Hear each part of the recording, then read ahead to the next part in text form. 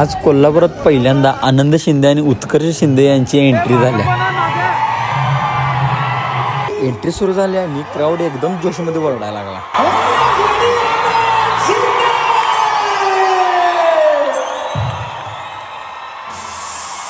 आनंद शिंदे यांचा आवाज ऐकला की अंगावर असा काटा येतो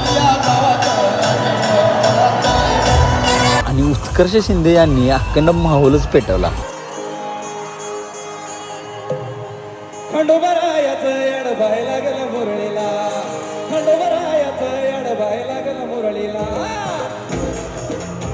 मी तर शूट करायला आलो होतो, पण सांगायचं तर वाईब अशी होती की कॅमेरा ठेवून एन्जॉय करू वाटत होता.